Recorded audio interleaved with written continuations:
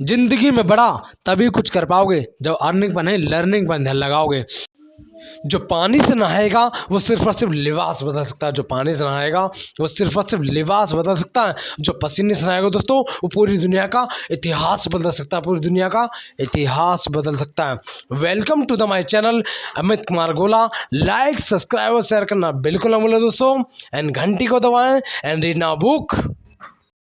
बाबाओं और तांत्रिक के जादू की नहीं, आज हम बात करेंगे ब्रेन रिसर्च की। जॉन जे मेडिना एक डेवलपमेंट मॉलिक्यूलर बायोलॉजिस्ट हैं जिनका मेन रिसर्च एरिया है isolation and characterisation of genes involved in human brain development. John Medina ने अपना maximum professional career mental health को समझने में लगाया है और इसके बाद ही उन्होंने ब्रेन के बारे में 12 रूल्स लिखे अपनी बुक ब्रेन रूल्स में। और आज हम इसी बुक से ब्रेन रूल्स सीखेंगे और ऐसे मेथड सीखेंगे जिससे ब्रेन की परफॉर्मेंस 34% तक इंक्रीज की जा सकती है। So let's start with these amazingly researched brain rules. तो सबसे पहला ब्रेन रूल आता है exercise boosts brain power. Author 2 लोगों से मिले, जिम और फ्रैंक। इन दोनों की एज मिड 80s में थी। जिम व्हीलचेयर में अपना टाइम गुजारते थे, बिना बात के रोने लगते, दीवानों को घूरते रहते, बहुत कुछ भूल जाते। इन शॉर्ट बस अपने मरने का इंतजार कर रहे थे। लेकिन फ्रैंक इसके बिल्कुल ऑपोजिट थे। वो 80 के होने के बावजूद 80 के नहीं लगते थे। वो बहुत ही एक्टिव थे और अपनी लाइफ एंजॉय कर रहे थे। अब ऑब्वियसली फ्रैंक एक्सरसाइज करते थे, लेकिन रिसर्चर्स ये जानना चाहते थे कि क्या एक्चुअल में एक्सरसाइज की वजह से ही इनकी मेमोरी बेटर थी और कम बीमारियां थी, या फिर कोई और रीजन था। सवाल ये था कि क्या ये सिर्फ एक ह्यूमन ऑब्जर्वेशन थी जिसमें गलतियां हो सकती है, या एक्सपेरिमेंट से इसे प्रूव किया जा सकता था। इसलिए रिसर्चर्स ने एक्सपेरिमेंट्स करने स्टार्ट किए और हर एक्सपेरिमेंट में ये निकला कि जो लोग एक्सरसाइज करते हैं वो मेमोरी में, स्पेशल थिंकिंग में काफी बेटर परफॉर्म करते हैं उन लोगों से जिनकी सेडेंटरी लाइफस्टाइल है, यानी जो बस बैठे रहते हैं और कोई एक्सरसाइज नहीं करते। जॉन बोलते हैं ये इसीलिए है कि हमारा ब्रेन बनाया गया था एक ऐसी बॉडी के साथ जो हजारों साल पहले 12 माइल्स पर डे चलती थी, और इसलिए हमारा ब्रेन ज्यादा बेटर भी तब परफॉर्म करता है जब हम एरोबिक एक्सरसाइजेस करते हैं, यानी जिसमें हमारा हार्ट रेट इंक्रीज होता है। ये इसलिए होता है क्योंकि एक्सरसाइज से ब्रेन में ब्लड पहुंचता है, जिससे ब्रेन को एनर्जी और ग्लूकोज मिलता है जो ब्रेन से जहरीले इलेक्ट्रॉन्स को निकाल लेता है। इस पूरे कॉन्सेप्ट पर एक बुक भी लिखी जा चुकी है जिसका नाम है Spark, the revolutionary new science of exercise and brain. Next brain rule आता है the human brain evolved too. ये रूल कहता है कि ह्यूमंस को मिलियन साल लगे ये अमेजिंग ब्रेन पाने के लिए। पहले हमारे पास सिर्फ एक लिजर्ड ब्रेन था, यानी एक छिपकली वाला ब्रेन जो सिर्फ बॉडी के बेसिक फंक्शंस को एक्टिवेट रखने के लिए यूज होता था, जैसे कि ब्रीदिंग, हार्ट रेट को मेंटेन रखना, सोना और जागना।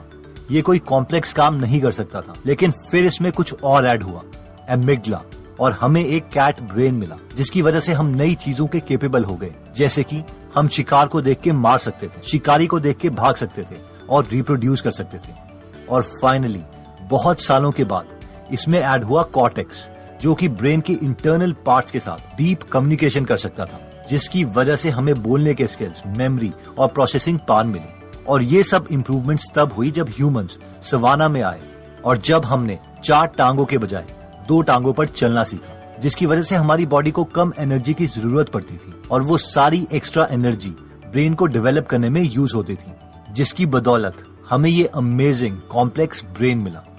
नेक्स्ट ब्रेन रूल आता है every brain is wired differently. Michael Jordan, जो कि वर्ल्ड के एक बेस्ट बास्केटबॉल प्लेयर रहे हैं, उन्होंने 1994 में बास्केटबॉल छोड़कर बेसबॉल ज्वाइन कर ली थी और जॉर्डन को एक के बाद एक हार का सामना करना पड़ा। उनसे आउटफील्ड में 11 गलतियां हुई और उस सीजन में सबसे कम स्कोर किया। कई लोगों को यह समझ नहीं आ रहा था कि ऐसा क्यों हुआ, क्योंकि बेसबॉल और बास्केटबॉल में काफी स्किल्स मैच करती हैं। रिसर्चर्स कहते हैं कि ये इसीलिए हुआ क्योंकि जो भी चीज हम अपनी बॉडी के साथ करते हैं, फिजिकली करते हैं, उसके अकॉर्डिंग हमारे ब्रेन की वायरिंग चेंज होती है। इसलिए अगर 2 लोगों के साथ एग्जैक्टली सेम इंसिडेंट्स भी हो रहे हैं तो भी उनके ब्रेन सेम जगह पर सेम तरीके से सेम इंफॉर्मेशन स्टोर नहीं करते।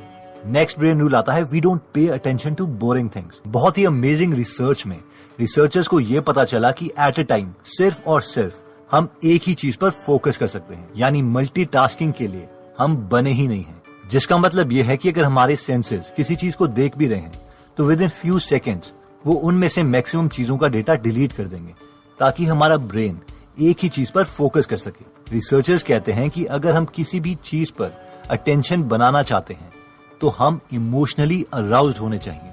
इसलिए हमें टीवी पर दिखाई जा रही एडवर्टाइजमेंट्स इमोशनल होती हैं ताकि वो हमें याद रहे। नेक्स्ट ब्रेन रूल आता है रिपीट टू रिमेम्बर। अगर आपको मेमोरी की प्रॉब्लम है तो इस ब्रेन रूल को सुनो। हम अपनी रिमेम्बरिंग स्किल्स इंप्रूव कर सकते हैं अगर हम उस इंफॉर्मेशन को उसी एनवायरनमेंट में रिकॉल करें जिस एनवायरनमेंट में हमने उसे लर्न किया था।